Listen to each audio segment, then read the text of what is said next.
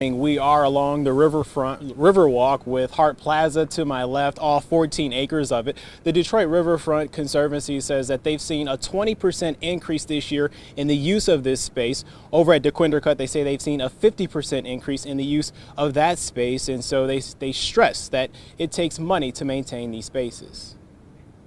Since COVID hit, we've seen just a tremendous increase in the number of people who are spending time outdoors. Mark Wallace says that's good to see, and the president and CEO of the Detroit Riverfront Conservancy says in order to maintain upkeep of spaces like the riverfront, that's where the Michigan Natural Resources Trust Fund comes into play. It's been an amazing way for the state to really invest in creating and renovating some of the great parks and trails we have all throughout the state. It's a pot of money many people may not be aware of. Established in 1976, it's funded by revenue from oil, gas, and mineral lease royalties, not taxpayer dollars. Now, the Riverfront Conservancy is pushing to have more of the funds go towards outdoor recreation. So there's a statewide ballot proposal that will be voted on in November 3rd.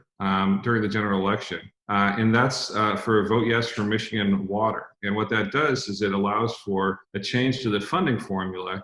It doesn't raise taxes, but it increases the royalties taken from oil and gas industry members. Wallace says nearly $30 million from the trust fund have been invested in the Riverwalk over the years. The Conservancy says currently 25% of that trust fund is allocated for land acquisition and conservation. The ballot proposal would maintain that. And if the vote goes their way, another 25% of the budget would be strictly dedicated to spending on outdoor recreation. The other 50% of the trust fund budget would be discretionary for those categories and fund administration.